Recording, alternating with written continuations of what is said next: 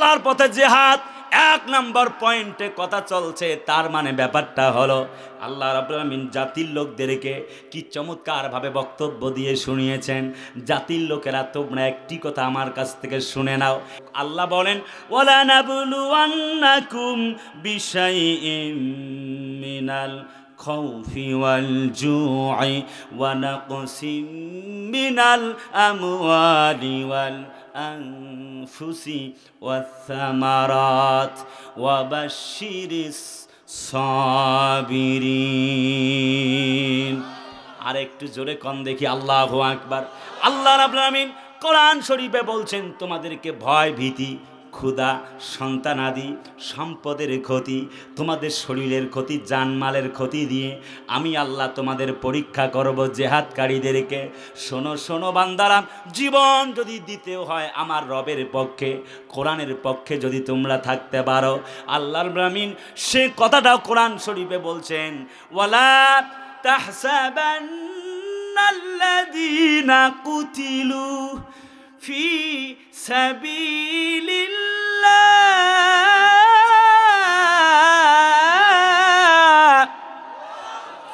সাবিলিল্লাহি আমওয়াতান বাল আহইয়াউন ইনদা রাব্বিহিম ইউরযাকুন।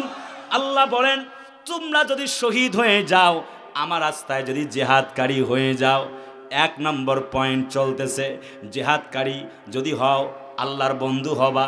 কিন্তু এবার আমি বলতেছিলাম জেহাদকারী হলে লাভ কি? আল্লাহ কয় ওয়ালা তাহসাবান্নাল্লাযীনা কুতিলু, তোমরা যদি জিহাদ করতে গিয়ে শহীদ হয়ে যাও, আমি আল্লাহ কথা দিলাম তোমাদেরকে জান্নাতের মালিক বানায়া দিব। শুধু কি জান্নাতের মালিক বানাবো নাকি, আমি আল্লাহ রাব্বুল আলামিন তোমাদেরকে জান্নাতে নিজ হাতে তোমাদেরকে খাবার খাওয়ায়া দিব।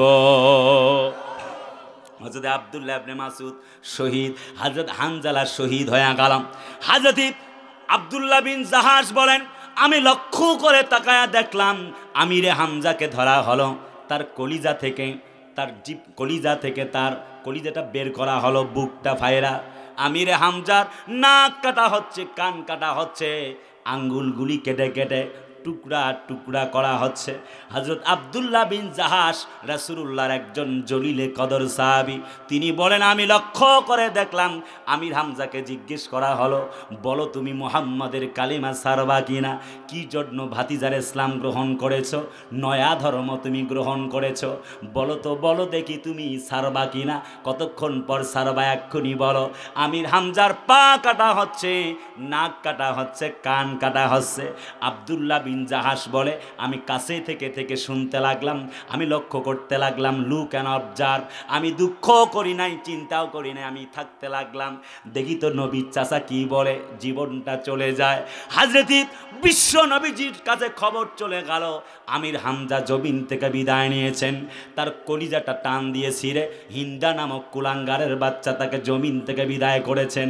পরবর্তী ইসলাম কবুল করেছেন, তার প্রতি রাদিয়াল্লাহু তাআলা আনহুম ব্যবহার করছি, কিন্তু তখন পর্যন্ত গালি আসতো তার জন্যে।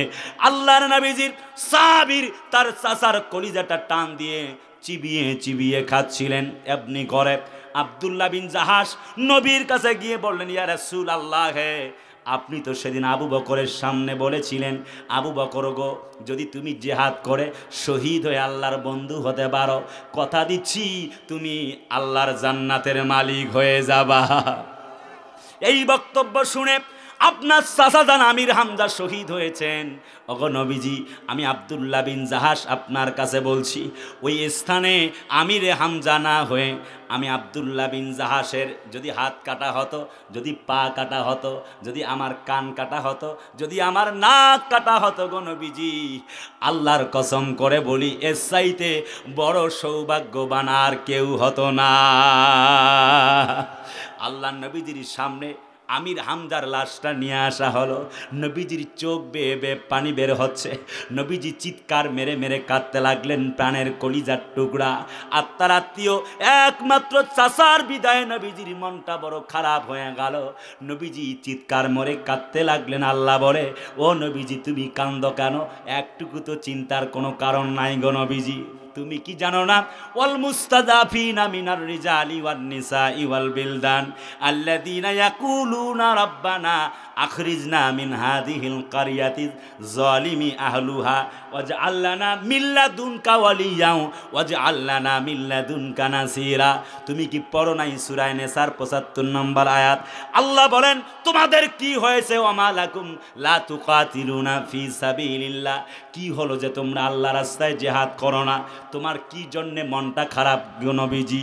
ওয়ালা তাকুলু লিমান ইউকতালু ফি সাবিলিল্লাহি আমওয়াত। ও নবীজি হাবিব, একটুকু টেনশন নাই।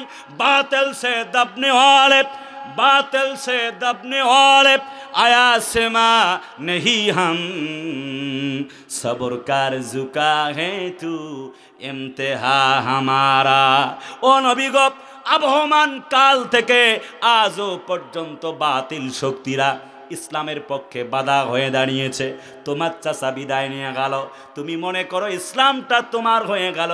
তোমার চাচার বিদায়ে আমি আল্লাহ রাব্বুল আমিন খুশি আছি। লক্ষ্য করো, টেনশন করো না। তোমার এক চাচা বিদায় নিয়েছে, লক্ষ চাচা তোমার পাশে দাঁড়িয়ে যাবে। নবীজির মনটা ভালো হয়ে গেল। নবীজি আপন চাচাকে কবরে নামাচ্ছেন।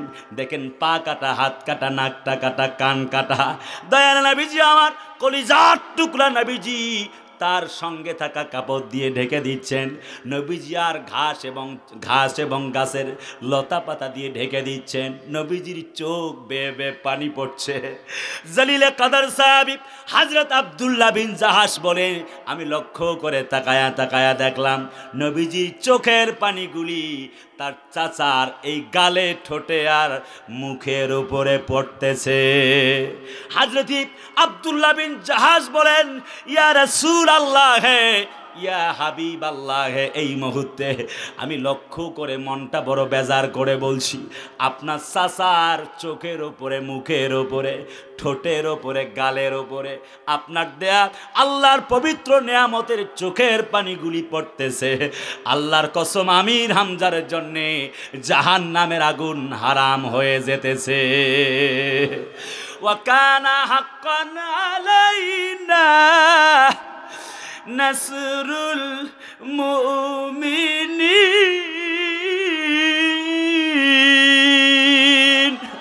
ও নবী গো, যদি মুমিন হও তোমাদেরকে বিজয় দেব, কোনো ভয় নাই। এমনি করে হাঁটি হাঁটি পা পা করে সাথীরা শহীদ হয়ে গেল। হযরত খোবাইবকে ফাঁসির মঞ্চে ঝুলায় দেওয়া হলো। খাব্বাবকে ধরা হলো। তিনি ছিলেন একজন কামার। খাব্বাবকে এমনি করে ধরবার পরে পিঠ মুড়া দিয়ে বেঁধে দেওয়া হলো। হাত দুটি বেঁধে ফেলা হলো, পা দুটি বেঁধে ফেলা হলো। কি দিয়ে? তার দিয়ে। বাঁধবার পরে হযরতে খাব্বাব ছিলেন একজন কামার। একটা হাপড় টান দেয় কামারেরা, দেয় না? কথা কন, দেয় না? সামন দিক থেকে আগুন বের হতেছে দাউ দাউ করে। হযরতে খাব্বাবকে তার ওই কামারের ঘরের আগুনের মধ্যে শুইয়ে দিয়ে হাপড়টা এমনি করে টান দেওয়া হচ্ছে।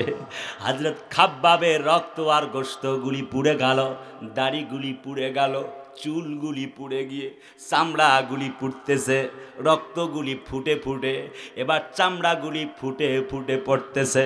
হযরত খাব্বাবের রক্ত আর গোশতগুলি পুড়ে পুড়ে আগুন পর্যন্ত নিভে যায়। হযরত খাব্বাব একটি মুহূর্তের জন্যে আল্লাহর কোরআন ছেড়ে দেয় নাই। ওয়ামা নাকামু মিনহুম ইল্লা আইয়ুমিনু বিল্লাহিল আজিজিল হামিদ। আল্লাহ বলেন, এই সমস্ত মানুষদের কোনো অপরাধ ছিল না। একটি অপরাধ আল্লাহর জমিনে আল্লাহর দিন কায়েমের জন্য কথা বলা, দিন কায়েমের জন্য কাজ করা। প্রাণের নবীজি, দয়ার নবীজি এমনি করে বক্তব্য দিচ্ছেন। সাথীরা বলেন, ইয়া রাসূলুল্লাহি, যদি শহীদ হই কি পাবো? হযরত ওমর সামনে দৌড়িয়ে এলেন। দৌড়ে আসবার পরে ওমর বলে, নবী গো, যদি শহীদ হয়ে যায় কি পাবো? নবীজি বললেন, জান্নাত পাবা। আমির হামজা কি পেয়েছে নাকি? হযরত নবীজি বললেন, নাম ইয়া ওমর, হে ওমর। ইয়া রাসূলুল্লাহি, বলুন তো দেখি, যারা শহীদ হয়েছে তারা পেয়েছে নাকি? হযরত ওমর এমন কথা বলবার পরে নবীজি বললেন, তোমার কি বিশ্বাস হয় না? ওমর বলে, না দেখা আল্লাহকে, আপনার কথায় বিশ্বাস করে নিয়েছি, শহীদ হবার জন্য প্রস্তুত গো নবীজি।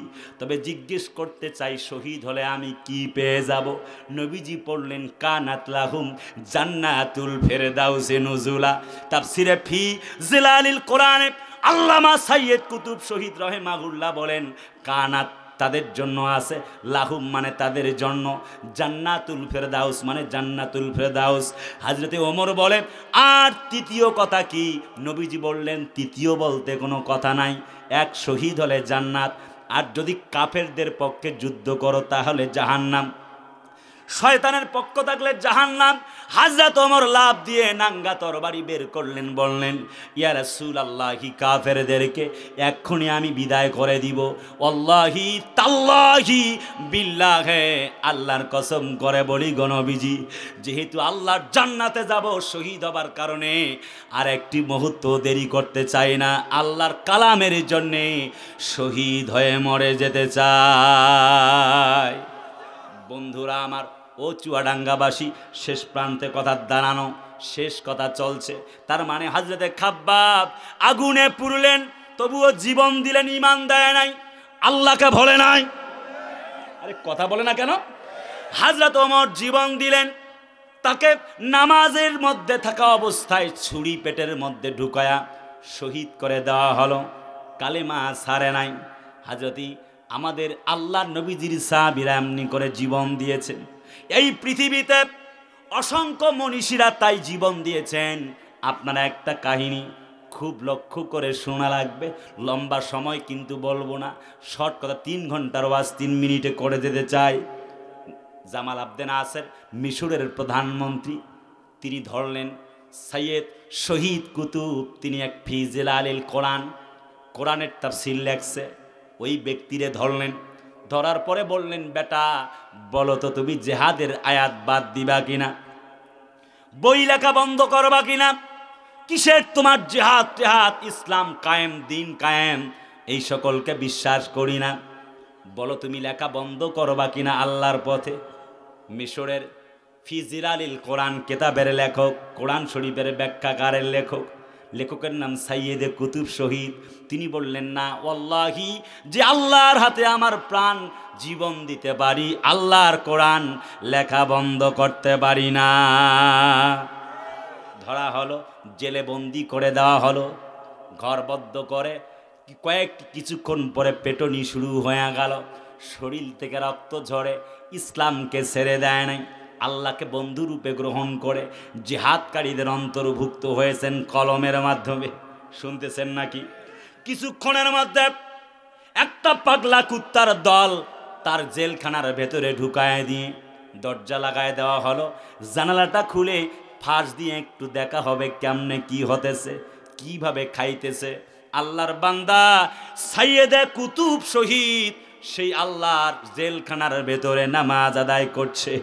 কিতাবের মধ্যে পেয়েছি আল্লাহর বান্দা নামাজ আদায় করছে, আর আল্লাহর সৃষ্টি কুত্তাগুলি তাকে পাহারা দিতেছে। আলা ইন্না নাসরাল্লাহি করিব। বন্ধুরা, আমি যাব না, সময় নাই সেই দিকে। তার মানে 1 নাম্বার পয়েন্ট, আল্লাহর বন্ধু তারা, জেহাদ করবে যারা, সুবহানাল্লাহ কয় না কে। 2 নাম্বার পয়েন্ট, আল্লাহ পাক বলেন, ইন্নাল্লাহা মা'আস সাবিরিন।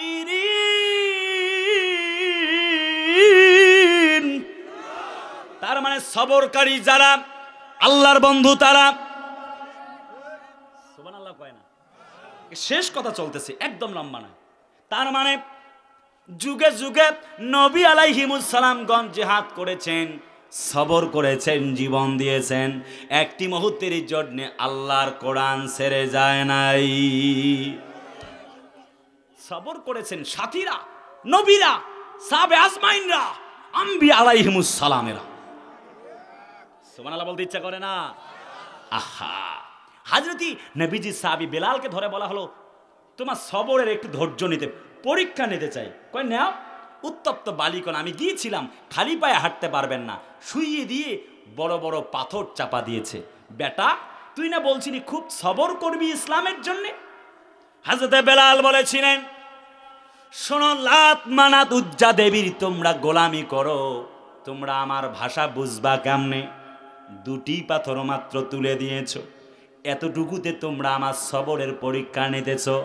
যদি মক্কা নগরীর সমস্ত পাথরগুলি যদি আমার বুকের ওপরে চাপা দিয়ে দাও, আমি বেলাল তোমাদেরকে একটি কথা ঘোষণা করছি, জীবন দিতে পারি, আল্লাহকে বন্ধু থেকে ভুলে যেতে পারি না।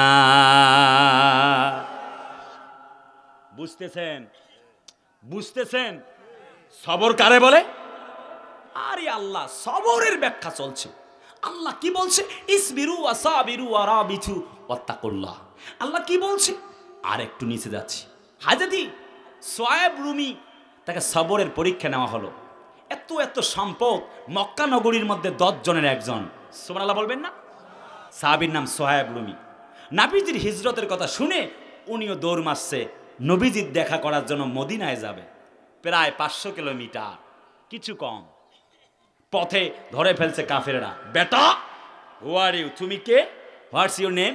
কয় আনা সুহাইব রুমি, ইসমি সুহাইব রুমি, আমার নাম সুহাইব রুমি। কয় বেটা দাঁড়া, তোর এতগুলি সম্পদ সব রেখে মোহাম্মদের কালমার জন্য যাস, তোর লাভটা কি? হযরত সুহাইব রুমি বলেন, আমাকে যেতে দাও, তা না হলে তীর নিক্ষেপ করা শুরু করব। এবার কাফের বেঈমানরা বলে, তোমার মোহাম্মদকে ধরে সেখানটায় আমরা মদিনার মাটিতে বেঁধে রেখেছি, তুই গিয়ে কি করবি? তোরেও এক্ষুনি আমরা হত্যা করে ফেলবো। হযরত সুহাইব রুমি রাদিয়াল্লাহু তাআলা আনহু বলেন, তোমরা যদি বেঁধে রাখতে চাও বেঁধে রাখতে পারো, তবে এ কথা মনে রাখো, আমার যদি ধৈর্যের বাঁধ ভেঙে যায়, আমি হলাম আসল যোদ্ধা, তোমরা আমারে চেনো। আমি তোমাদেরকে তীর নিক্ষেপ করা শুরু করব, একটা একটা করে, যতক্ষণ পর্যন্ত তীর নিক্ষেপ করতে পারি, তীর নিক্ষেপ করে তোমাদেরকে জাহান্নামে পাঠায়া দিব। অতঃপর আমি আল্লাহর জন্যে শহীদ হয়ে কবরে চলে যাব রে। শোনো, জীবন দিতে পারি, আল্লাহকে দিতে পারি না। তাফসীরে ইবনে কাসিরে আসছে যে জীবন দিতে পারি, আল্লাহরে দিতে পারি না। মানে সুবহানাল্লাহ কি বলবেন না? কাফেররা বলে আল্লাহকে দিবা কেমনে? বলে আমার সমস্ত সম্পত্তি দিতে পারি, কিন্তু আল্লাহরে ছাড়তে পারি না। আবু জেহেল বলছে, তাহলে পরীক্ষা নেওয়া দরকার তোমার সবরের, সমস্ত সম্পত্তি লিখে দাও। মুখ দিয়ে বলছিলা, ডাইরেক্ট খাতা কলমে কাজ করো রাইট নাও, এখন। হযরত সুহাইব রুমি বলেন, খাতা কলম দাও, আমার সবরের পরীক্ষা তোমরা নিতে চাও, তোমরা তো একটা বেয়াক্কল। মক্কা নগরীর যতগুলি সম্পত্তি আস্থাবর অস্থাবর, যতগুলি সম্পত্তি দেখতে পাওয়ার যা পাও না, সমস্ত সম্পত্তি আমি ও কাফের তোমাদের নামে লিখে দিলাম। ইসবিরু ওয়াসাবিরু ওয়ারাবিতু ওয়াত্তাকুল্লাহ লাআল্লাকুম তুফলিহুন। আল্লাহ বলেন, তোমরা ধৈর্য ধরো, ধৈর্যের প্রতিযোগিতা করো, আশা করা যায় তোমরাই জয়লাভ করবে। একবারে শেষ প্রান্তে কথা দাঁড়ানো, বাকি পয়েন্টগুলি আশা করে নিয়ে গেলে কাজে লাগবে। ব্যাখ্যা দিব না, জাস্ট সংক্ষেপ করে বাকি পয়েন্টগুলি বলবো। খুব গুরুত্বপূর্ণ পয়েন্ট, 29টি পয়েন্টে আজ কথা বলছি, কিন্তু কোন দিক থেকে সময় চলে গেছে বুঝতে পারিনি। ভাইজানেরা আমার, আল্লাহর নবীজির সাহাবী নাম হলো সুহাইব রুমি, তিনি সমস্ত সম্পত্তি লিখে দিলেন। বিনিময়ে তাকে সামনের দিকে যাবার জন্য দেওয়া হলো। হযরত সুহাইব রুমি নবীজির দরবারে চলে গেলেন মদিনায়, নবীজির সঙ্গে সাক্ষাৎ হয়ে গেল।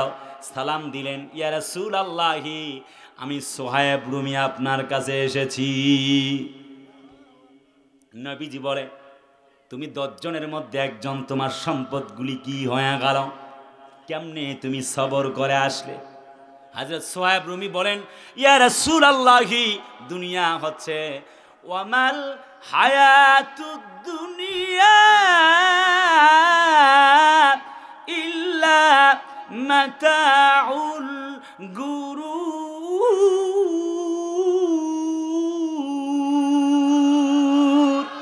ও নবীজি, দুনিয়া হচ্ছে একটা খেল তামাশার বস্তু। ফামান যুহজিহা আনিন নারি ওয়া উদখিলাল জান্নাতা ফাকাদ ফাজ। ও নবীজি, প্রকৃত সফল তো ওই ব্যক্তি যে ব্যক্তি জাহান্নাম থেকে মুক্তি হয়ে আল্লাহর জান্নাতে চলে গেছে। আমি আমার সমস্ত সম্পত্তির বিনিময়ে ধৈর্য ধারণ করে আজ মদিনার মাটিতে এসেছি। ও নবীজি, আপনার সঙ্গে আমার হাসর নাসর যেন হয়। নবীজি আমার আসমানের দিকে চেয়ে রইলেন।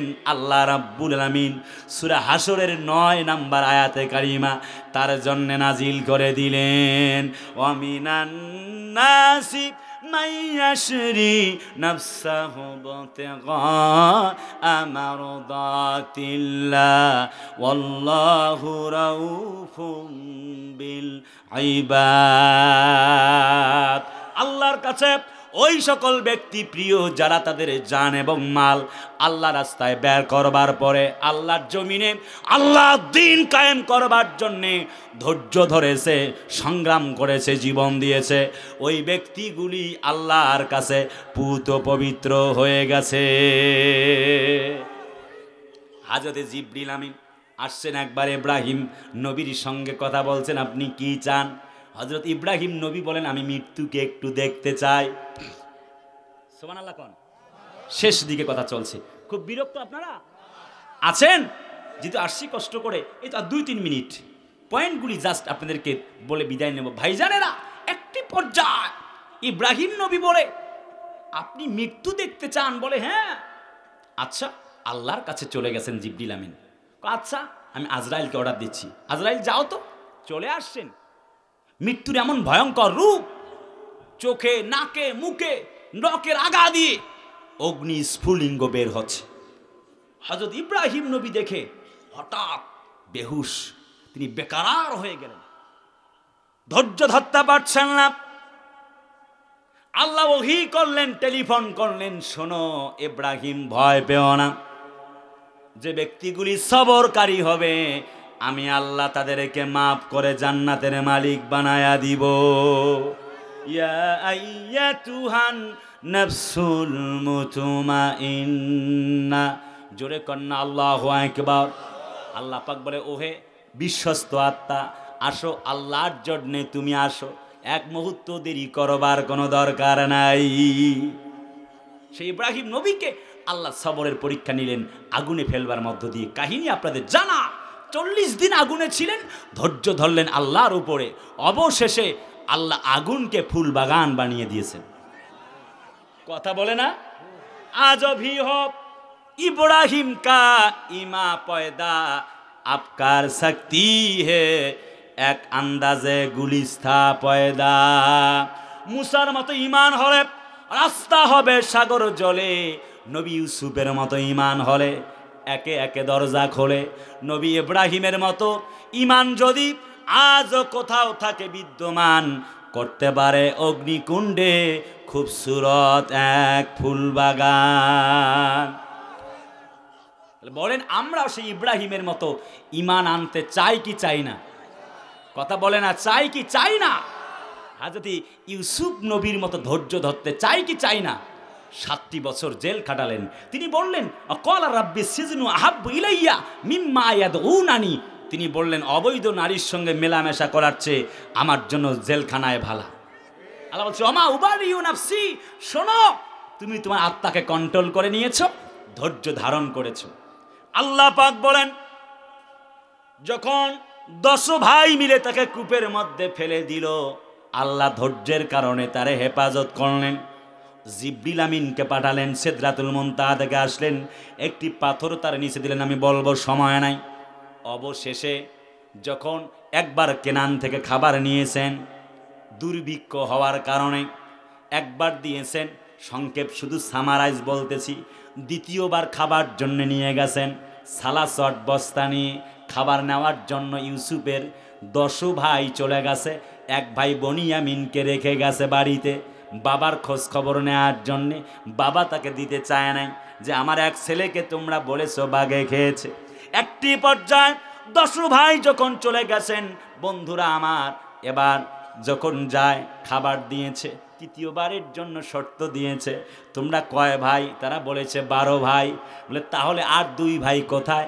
এবার 10 ভাই মিলে বলেছে এক ভাইকে বাঘে খেয়েছে, আর এক ভাই বনিয়ামিন বাবার খেদমতে আছে। বলে তোমরা আগামী সেশনে তোমাদের ভাইকে নিয়ে আসা লাগবে, তা না হলে খাবার দাবার সব বন্ধ, তোমাদের সাথে কোনো সন্ধি চুক্তি নাই। তাই করলেন। তৃতীয়বারে তার ভাইকে বনিয়ামিনকে আটকাবার মধ্য দিয়ে সমস্ত পরিবারকে আল্লাহ কেনানে ডেকে নিলেন। তারপরে যখন ভাইদের সঙ্গে পরিচয় হয়ে গেল, ভাইরা তারে চেনে নাই, কিন্তু ওয়াংতুম মারিফুন, হযরত ইউসুফ নবী তাদেরকে চিনেছেন। একটি পর্যায়ে যখন 10 ভাইয়ের সামনে পরিচয় দিলেন, তারা বললেন আংতা ইউসুফ, তুমি কি ইউসুফ নাকি? 10 ভাই যখন জিজ্ঞেস করলেন, হযরত ইউসুফ নবী অবশেষে 35টা বছর ধৈর্য ধারণ করবার পরে তিনি বলেছিলেন, ক্বালা আনা ইউসুফ ওয়া হাযা আখি কদ মান্নাল্লাহু আলাইনা। জি, আমি ইউসুফ এবং এটা হলো আমার ভাই বনিয়ামিন। আল্লাহ রাব্বুল আলামিন আমার উপরে রহম করেছেন। ধৈর্য ধরলে পরে 17 বছর পরে আজ কোরআনের মাহফিল পেয়েছি, অনুমতির প্রয়োজন হয় না। কথা বলে না? তার মানে শেষ কথা হলো, সমাপনী মন্তব্য হলো, 35 বছর ধৈর্য ধারণ করবার পরে আল্লাহ মাক্কান্না আলী ইউসুফা ফিল আরদ, হযরত ইউসুফ নবীকে যেমন রাষ্ট্র ক্ষমতা দিয়েছিলেন, আমরাও যদি এবার যদি নাও হয় ধৈর্য ধারণ করে আন আকিমুদ্দিন ওয়ালা তাতাফাররাকু ফিহি, সব হুজুরেরা মুসলমানেরা একনিষ্ঠ দিনের দায়ীরা এক হয়ে যদি কাজ করতে পারি, আল্লাহর কসম ইউসুফ নবীকে আল্লাহ তাআলা যেমনই 35 বছর পরে ক্ষমতা দিয়েছিলেন, 7 বছর জেল খাটবার পরে ঠিক আল্লাহ রাব্বুল আলামিনও আমাদেরকে 17 বছর নয়, আল্লাহ রাব্বুল আলামিন 35 বছর পরেও ক্ষমতার মসনদে বসাতে পারে। বন্ধুরা, তাহলে শেষ কথা হলো দোয়া হবে এখন। 3 নম্বর পয়েন্ট, আল্লাহ পাক বলছে শোনো, ও আমিনু কামা আমানান নাস, শোনো তোমাদের পূর্বসূরীরা যেভাবে ঈমান আনছে, তোমরা সেইভাবে যদি ঈমান আনয়নকারী হও সাহাবীদের মতো, যাদের কাহিনী বললাম, তাহলে তোমরা আল্লাহর বন্ধু হবে। সুবহানাল্লাহ কোন। 4 নাম্বার, আল্লাহ পাক বলছে শোনো, যদি তোমরা আল্লাহর বন্ধু হতে চাও, তোমাদেরকে 4 নাম্বার একটি কাজ করতে হবে, তা'মুরুনা বিল মা'রুফ, সঠিক পথের সন্ধানে কাজ করতে হবে। 5 নাম্বার, ওয়া তানহাউনা আনিল মুনকার, সমাজে যেখানেই দেখবা খারাপ কাজ চলতেছে, জুয়া, মদের আড্ডা, যেখানে খারাপ গাঞ্জা, ফেন্সিডিল যাই চলে, যেমন ঢাকা বিশ্ববিদ্যালয়ে ফেন্সিডিলের আড্ডা, গাজার আড্ডা, গাজার আড্ডা ছিল, মদের আড্ডা ছিল, আমাদের সাদিক কায়েমরা তাকে ভেঙে তছনছ করে দিয়েছে। অর্থাৎ যেখানেই মদ গাজার আড্ডা দেখবা, যেখানে অপরাধ সংগঠিত হবে, সেখানেই রুখে দাঁড়াতে হবে, কোনো ছাড় দেওয়া হবে না। তাহলে পরে আল্লাহ বলে তোমরা আমার বন্ধু হয়ে যাবা। কারণ আল্লাহ বলছে অল তাকুম মিনকুম উম্মাতুন ইয়াদউনা ইলাল খায়র ওয়া ইয়ামুরুনা বিল মা'রুফি ওয়া ইয়ানহাউনা আনিল মুনকার। Indeed you will direct the good work and sinful the forbid work. Otherwise Allah you have hard punishment to you from him. জোরে কন্না আল্লাহু আকবার। বন্ধু, 7 নাম্বার আল্লাহ পাক বলেন শোনো, ওয়া ইকামিস সালাহ, তোমরা যদি আল্লাহর বন্ধু হতে চাও, আল্লাহকে নির্বিঘ্নে সেজদা দাও। সুবহানাল্লাহ কন্না কেন? যদি এখানে বলি যে কারা কারা নামাজ পড়েছেন ফজরের হাত তোলেন, সবাই হাত তুলতে পারবে না, কথা বলে না। আমি এই পরামর্শ আজ দিয়ে যাব শেষ বেলায়, যে এ কথা বলা যাবে না যে নামাজকে বলা যাবে না আমার কাজ আছে, বরং কাজকে বলতে হবে আমার নামাজ আছে। বুড়া সাহেবের 12 পুত, তবুও বুড়ার দুর্গত। কথা কয় না? আছে না? 12টা ছেলে, কিন্তু ভাত দেয় না। কথা বলে না। মানে কি বুঝলেন? নামাজি না, কালামি না, আল্লাহকে চেনে না। নামাজি কালামি হতে হবে, আল্লাহকে চিনতে হলে সেজদাকারী হতে হবে। নামাজ নাই তাহলে আপনার আর কিচ্ছু নাই, ইসলাম কায়েম হবে না। আপনাকে আগে নামাজি হতে হবে। শেষ কথা হলো, আল্লাহ পাক বলেন, শোনো জাতির লোকেরা, আকিমুস সালাতা ওয়া আতুজ যাকাতা ওয়ারকাউ মা'আর রাকিঈন। আল্লাহু আকবার কি বলবেন না? কথাটা কার? আল্লাহ কয় তোমরা সেজদা দাও, নামাজ কায়েম করো, যাকাত দাও, আল্লাহ দিন রুকু করো, ওয়ারকাউ মা'আর রাকিঈন। Not only that, prayer is key to heaven. নামাজ তো জান্নাতের চাবি। রাসূলুল্লাহ বলেন, আউয়ালু মা ইউহাসাবু বিহিল আবদ ইয়াউমাল কিয়ামাতিস সালাহ। প্রথম হিসাব হবে নামাজের। আউয়ালু মানাজিলুল কবর, হাসরের ময়দানের প্রথম মঞ্জিল হবে কবর। হযরত ওসমান রাদিয়াল্লাহু আনহু মৃত্যু দেখে কাঁদতেন চিৎকার মেরে, কবর দেখে। তাকে জিজ্ঞেস করা হলো কাঁদো কেন? তিনি বলেছিলেন নবীজি কাঁদতেন তাই। কথা বলে না? এই কবরে বাতি নাই, সাথী নাই, ল্যাম্প নাই, তোশক নাই, লাইট নাই, ফ্যান নাই। এই কবরের একমাত্র বাতি হবে নামাজ। আজ নামাজটাই পড়েন না, তাহলে কি আছে আপনার? কোরআন বলছে, উতলু মা উহিয়া ইলাইকা মিনাল কিতাবি ওয়া আকিমিস সালাহ। তোমাকে যে কোরআন দিয়েছি, কোরআনটা পড়ো আর নামাজ আদায় করো। সুবহানাল্লাহ বলতে মনে চায় না? আজ নামাজ নাই, রোজা নাই, হজ নাই, যাকাত নাই, পড়ে আছে। কাকে কেমনে ঠগায়া বড়লোক হওয়া যায়। এই দুনিয়ায় শান্তি আসবে না। যার 5 কোটি টাকা আছে, ও চেষ্টা করতেছে 10 কোটি বানানোর জন্য। আপনার স্থান থেকে মনে করতেছেন আমি খুব সুখী, কিন্তু কোনো না কোনো একটা সাইডে গন্ডগোল আছে, মুসিবতে আছে। কথা কয় না? আমি ভাবতেছি হয়তো সভাপতি মহোদয় খুব সুখী, কোনো না কোনো সাইড থেকে উনি একটা ঝামেলায় আছে। আল্লাহ বলে, সমস্ত শান্তি এই দুনিয়ায় হবে না, হলে তো জান্নাত থাকার কথা ছিল না। জান্নাতে সকল শান্তি আল্লাহ বান্দাকে দিবে। জান্নাতটা কত হবে? আহওয়া নারে আশারা। এই দুনিয়ার 10টা দুনিয়ার মতো একটা হবে ছোট্ট জান্নাত। তাহলে এই পৃথিবীর স্রষ্টা কত বড়, কত বড় দুনিয়া তামাম জগৎকে বানিয়েছে। বন্ধুরা, সে জান্নাত পাবার জন্য নামাজ পড়া লাগবে। সুবহানাল্লাহ বলতে ইচ্ছা করে না? হযরত তালহা আনসারী তার একটা বাগান দিয়েছিলেন। একটা কিচিরমিচির শব্দ, পাখির আওয়াজ, পাখিটি ডিস্টার্ব করে তার নামাজ ভুল করে দিয়েছে। 1 মিনিটে কথা শেষ।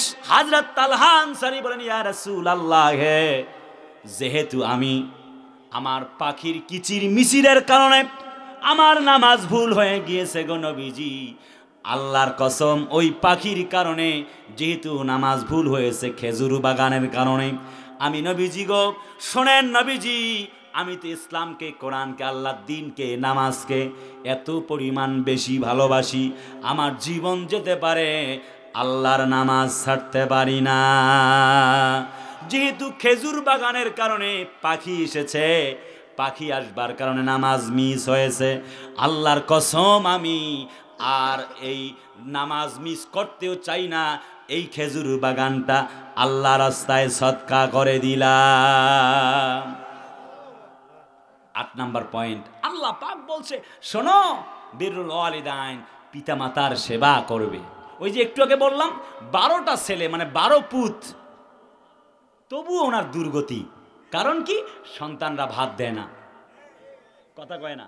রাসূলুল্লাহ বলেন, মান আদরাকা ওয়ালিদাইহি ইনদা কাল কিবার আহাদুহুমা আও কিলাহুমা সুম্মা লাম ইউদখিলিল জান্নাহ। যে ব্যক্তি তার মা বাপকে পেয়েছে কিন্তু জান্নাত ইনকাম করতে পারে নাই, সে ব্যক্তি ধ্বংস হয়ে যায়। কথা বলে না? তাহলে আপনি মক্কা মদিনার ইমাম হওয়ার পরে লাভ হবে না যদি আপনার মা বাপ আপনার উপরে সন্তুষ্ট না থাকে। আমি হাদিস মাসালা পড়ে মাঝে মধ্যে সুযোগ পেলে আমার মায়ের চুমা দিয়ে একদিন মাহফিলে যাচ্ছি। আমার মন বলতেছে যে আল্লাহ মনে হয় আমার দোয়া কবুল করেছেন, সুবহানাল্লাহ বলি। আমার মা আমাকে ফোন দিয়ে কান্না করতেছে, বাবারে তুমি এত বড় হইছো তারপরেও এখনো এমন আচরণ করো ছোট বাচ্চার মতো। আমি বলছি, মা, আল জান্নাতু তাহাতা আকদামিল উম্মাহাত, নবী বলেন মায়ের পায়ের নিচে আল্লাহর জান্নাত। আল্লাহ তো বউয়ের পায়ের নিচে বলেনি, হ্যাঁ বউয়েরও সুপারিশ লাগবে। মারও চিৎকার মেরে কেঁদে বলছে, আল্লাহ তোমাকে জান্নাতের অধিবাসী হিসেবে কবুল করুক। আমি শুধু ছোট্ট একটি শব্দ বলেছি, আমিন। জানি না আল্লাহ কবুল করবে কিনা, তবে বন্ধু এতটুকু বলতে চাই, নবীজির সাহাবীর নাম ছিল হযরতে আলকামা। নামাজ, রোজা, হজ, যাকাত, তাসবিহ, তাহলিল, দান, সদকা কোনোটাতে কম ছিল না, কিন্তু বউয়ের সাথে পীড়িত বেশি ছিল, মায়ের সঙ্গে পীড়িত নাই। কথা কয় না, ছিল তবে কম। মায়ের ওপরে বউকে প্রাধান্য দিবার কারণে কালেমা নসিব হচ্ছে না মউতের সময়। অবশেষে হযরত আলকামার মাকে তার মায়ের সামনে সন্তানকে পুড়িয়ে দেবার জন্য অর্ডার হয়ে গেল। হযরত নবীজি যখন এমন কথা বললেন, আলকামার মা সন্তানকে ক্ষমা করে দিলেন। আল্লাহ রাব্বুল আলামিনের কালেমা নসিব হয়ে গেল। মাগো তোমার মতো লয় না কেহ, আমায় বুকে টানি,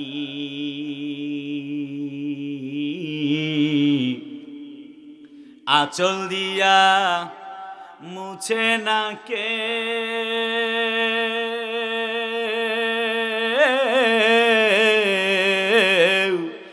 আঁচল দিয়া মুছে না কেউ আমার চোখের পানি। হায়রে মা জননী আমার, হায়রে মা জননী, হায়রে মা জননী আমার, হায়রে মা জননী। চইলা গেলা কোন জানায় আমায় নিলানা, পথে পইরা কান্দি আমি নেই যে ঠিকানা।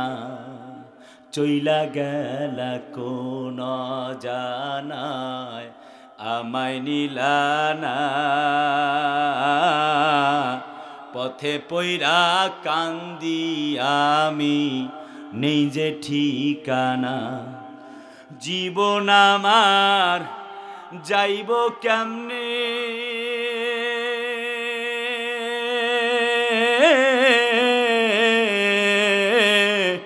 জীবন আমার যাইব কেমনে, একটুও ভাবনি।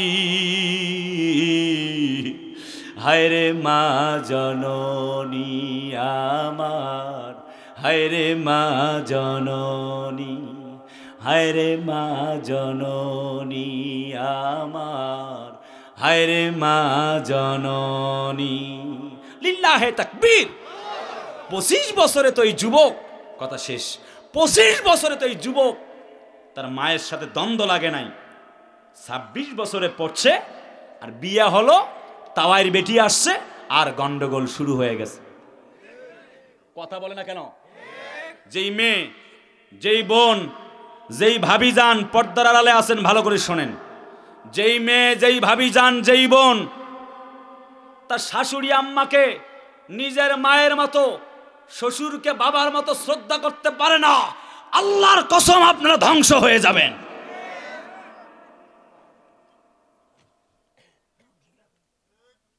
আল্লাহ পাক বলছেন, ওয়াকাদা রাব্বুকা আল্লা তা'বুদু ইল্লা ইয়্যা ওয়া বিল ওয়ালিদাইনি ইহসানা। আমার পরিসমাপ্তি কথাই হলো এটাই, মা বাপের খেদমত করা লাগবে, কারণ মা বাপের পায়ের নিচে আল্লাহর জান্নাত। বর্তমান সমাজ এটার বড় অভাব। শাশুড়ি তার শাশুড়ি আম্মাকে দেখতে পারে না, বলে তোমার মা এই সংসারে খেলে আমি তোমার ভাত খাবো না, তোমার ভাত খাবে না, এক্ষুনি তালাক দিয়ে ঘরে বাপের বাড়িতে পাঠিয়ে দাও। তুমি বলে দাও তোমার মতো মেয়ের ঘর সংসারে আমার দরকার নাই। তুমি দেখো না ইব্রাহিম নবী ইসমাইলকে বলেছিলেন চৌকাট পাল্টাও, কথা বলে না, কথা বলে না কেন? হাদিস পড়ো নাই? যখনই বলবে যে হাদিস কোরআনে তোমার মা বাবাকে খেদমত করতে হবে, সেবা করতে হবে নাই,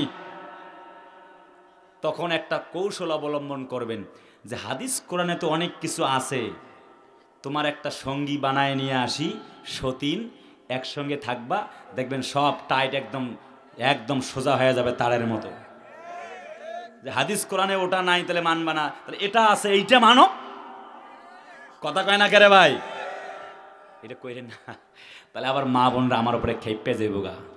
এতক্ষণের মূল কথা হলো শাশুড়ি আম্মাকে যদি মায়ের মতো দেখে, আর আম্মা জানরা যারা আসছেন আপনারা যদি বেটির মতো নিজের মেয়ের মতো যদি দেখেন, তাহলে আর কোনো অসুবিধা নাই, সব ঝামেলা মিটমাট। কিন্তু বর্তমান যুগের কিছু শাশুড়ি আম্মাও আছে, নিজের মেয়ে 7টায় ঘুম থেকে উঠছে, ঘন্টাখানেক লেট হয়েছে, আবার অসুবিধা নাই, বৌমা 7টায় উঠছে কেন, ওর 14 গোষ্ঠী ধুইয়ে দেয়। আপনি একদিন বুঝায় বলেন, মা রে ঐশী সোনামণি কলিজার টুকরা, মা রে মেয়ে আমার, তুমি আমার মেয়ের মতো, 1 ঘন্টা লেট হয়েছে রে মা, একটু খাওয়া দাওয়া লেট হয়ে গেল, কালকে থেকে একটু আগে আগে উঠিও মা রে, মাথাটা হাত বুলায় দেন, ভালোবাসা দেন, জড়িয়ে নেন, পরের দিন 6টায় না 5টায় উঠে আপনাকে রান্না করে খাওয়াবে, শুধু খাওয়াবে না, ভাত মুখের মধ্যে তুলে দিবে। শাশুড়ি আম্মাদেরকে এই টিপস দিয়ে গেলাম, আগামী কালকে কাজে লাগাবেন। বৌমাদের সাথে ঝগড়া করবেন না, ঝগড়া করে পার পাবেন না, সংসারে করব না, তার তালাক খাইব, তাও আপনার সেবা করতো না, তাহলে আপনি জোর কইরা রংবাজি করে লাভ হবে না। আম্মাজান আপনি ভালোবাসা দিবেন, আপনার ছেলে 1 মাস গিয়ে ঢাকায় থাকে, অসুবিধা নাই, বৌমার সাথে মেয়ের মতো থাকবেন, আল্লাহর কসম পরিবারটা জান্নাতি পরিবার হয়ে যাবে।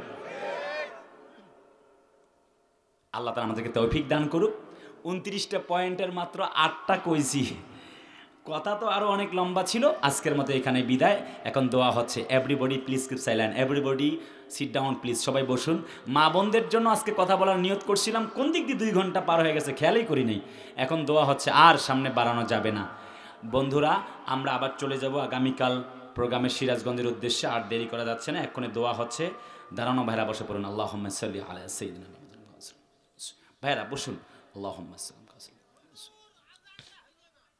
বুঝছি, মানে ব্যাপার হলো অনেক রাত হয়েছে আজকে, আপনাদের ফজরের নামাজ কাজা হয়ে যাবে, সেই জন্য আমি আর সামনে লম্বা করতে পারছি না বলে দুঃখিত। অনেক 2 ঘন্টা পার হয়ে গেছে, আমি 1.5 ঘন্টার বেশি ওয়াজ করি না, আজকে তো দেখছি প্রায় 2 ঘন্টা পার হয়ে গেছে, সেজন্য আজকে লম্বা করতে চাইছিলাম না, আপনাদের কাছে সেজন্য ক্ষমা চাচ্ছি। আমরা একটু দোয়া করে বিদায় নেব। ভাইজানেরা 2 ঘন্টা পার হয়ে গেছে, আমার আগামীকাল আবার তো কথা বলতে হবে, তাই না? গলা বসে গেছে একটু, তাতেই খুব কষ্ট হচ্ছে, জি ক্ষমা করবেন। আল্লাহুম্মা সাল্লি আলা মুহাম্মাদ ওয়া আলা আলি মুহাম্মাদ, আল্লাহুম্মা আমিন। রব্বানা তাকাব্বাল মিন্না ইন্নাকা আনতাস সামিউল আলিম ওয়া তুব আলাইনা ইন্নাকা আনতাত তাওয়াবুর রহিম। রব্বিরহামহুমা কামা রাব্বায়ানি সগীরা। রব্বানা আতিনা ফিদ দুনিয়া হাসানা ওয়া ফিল আখিরাতি হাসানাতাও ওয়া কিনা আযাবান নার। রব্বি ইয়াসসির ওয়া লা তুআসসির ওয়া তাম্মিম আলাইনা বিল খায়র। রব্বানা যালাবনা আনফুসানা ওয়া ইল্লাম তাগফির লানা ওয়া তারহামনা লানাকুনান্না মিনাল খাসিরিন। আল্লাহুম্মা ইগফির লানা ক্বাবলাল মাউত ওয়ারহামনা ইনদাল মাউত ওয়া লা তুআযযিবনা বা'দাল মাউত ওয়া লা তুহাসিবনা ইয়াওমাল কিয়ামা বিরহমাতিকা ইয়া মুজিবাদ দাওয়াত ইয়া মুকাল্লিবাল কুলুব সাব্বিত কলবি আলা দীনিক ইয়া রাব্বাল আলামিন। আল্লাহুম্মা আফুউন কারীম তুহিব্বুল আফওয়া ফাআফু আন্নি ইয়া রাব্বাল আলামিন। মালিক গো, তাকায়া দেখো, গভীর রজনী তোমার দরগাহে দুটি করে হাত তুলে দিয়েছি। আয় আল্লাহ তাআলা, চুয়াডাঙ্গা আমার সবচাইতে প্রিয় একটি ভূমি, ইসলামের উর্বর ভূমিতে বসে গভীর রজনীতে তোমার দরবারে দুটি করে হাত তুলে দিয়েছি। মালিক মহিয়ান, জীবনের তামাম গোনা খাতাগুলি মাফ করে দাও। সগীরা কবিরা, শিরক বেদাত জানা অজানা যত গোপন প্রকাশ্য গোনা করেছি মাফ করে দাও। রব্বুল আলামিন গো, কিছুদিন পূর্বে তোমার মক্কাতুল মুকাররমা ঘুরে এসেছি। হায় আল্লাহ তাআলা, যা নাজ নেয়ামত দেখেছি তা কল্পনার বাহিরে, বর্ণনা করবার মতো নয়। রব্বুল আলামিন, তা বর্ণনাও করে শেষ করা যায় না। যারা যেতে পারে নাই, তোমার মক্কাতুল মুকাররমায় যাবার মতো তৌফিক এবং সামর্থ্য দিয়ে দাও। দয়ার মালিক, কমিটির সম্মানিত সভাপতি হায় আল্লাহ তাআলা জনাব আবুল হোসেন সাহেব, মাহফিলের বিশেষ অতিথিবৃন্দ, সবাইকে কবুল করো। আমার ডান দিকে বসা মাওলানা সাইদুর রহমান জেহাদি সাহেব, আমার বন্ধুবর, দোয়া করছি আল্লাহ প্রাণের এই ভাইকে তুমি ইসলামের খেদমতে কবুল করো। মালিক, আমার রেজাউল ভাই, সানাত সাইফুল্লাহ ভাই সহ যারা কথা বলেছেন সবাইকে কবুল করো। মিডিয়া কর্মী ভাইরা আসছে, মঞ্জুর করো। আমার প্রাইভেটের ড্রাইভার, হায় আল্লাহ তাআলা, আমার এই পাইলট প্রিয় ভাই হীরাকে তুমি কবুল আর মঞ্জুর করো। রব্বুল আলামিন, বিএনপি, আওয়ামী লীগ, জামাত, হেফাজত, চরমনাই, খেলাফত মজলিস, যে যেই হোক না কেন, সবার জন্য প্রার্থনা করছি, দলমত নির্বিশেষে আমাদের সকলকে ইসলাম মানার মতো হিম্মত দিয়ে দাও। দয়ার মালিক গো, ইসলাম ছাড়া যে রাজনীতি, ইসলাম ছাড়া যে অর্থনীতি, ইসলাম ছাড়া যত তন্ত্র, ইসলাম ছাড়া যত মন্ত্র, ইসলাম ছাড়া যত মতবাদ যা কিছু আছে, ফালাইয়ু কবালা মিনহু, একটাও আল্লাহর দরগাহে কবুল হবে না। তাই ইসলাম দিয়ে আল্লাহ তুমি আমাদেরকে দেশ চালাবার মতো তৌফিক দিয়ে দাও। বিগত 54 বছরে ইসলাম ছাড়া শান্তি আনয়ন করা সম্ভব হয়ে ওঠে নাই।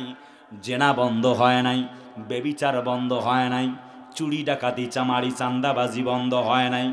কারণ আমরা একটি রব্বুল আলামিন শান্তির বাংলাদেশ চাই, নতুন কোরআনের বাংলাদেশ চাই। আমরা গুম খুন মুক্ত, আয় আল্লাহ তাআলা, চান্দাবাজ মুক্ত, গুম খুন মুক্ত একটি মুক্ত বাংলাদেশ দেখতে চাই। আর রব্বুল আলামিন, আজকে আমার বড় গাংনী যুব সমাজের কলিজার টুকরা আপন জনেরা মাহফিলের আয়োজন করেছেন। সোনার চান ভাইদের জন্য দোয়া করছি, কিয়ামতের দিন তাদেরকে জান্নাতের মালিক বানায়া দিও। দয়ার মালিক গো, আয় আল্লাহ তাআলা, এই মাহফিলের যত সওয়াব হয় বিশ্ব নেতা মানবতার বন্ধু মুহাম্মদ রাসূলুল্লাহর রওজা পাকে পৌঁছিয়ে দাও। নবীজির ওসিলায় বাবা আদম থেকে আজ পর্যন্ত যত মুমিন মুমিনাত, মুসলিমিন মুসলিমাত, শুহাদা, সালিহিন, সিদ্দিকিন, শুহাদা, অল ফুজালা আযম এবং শহীদান যারা এই কবরস্থ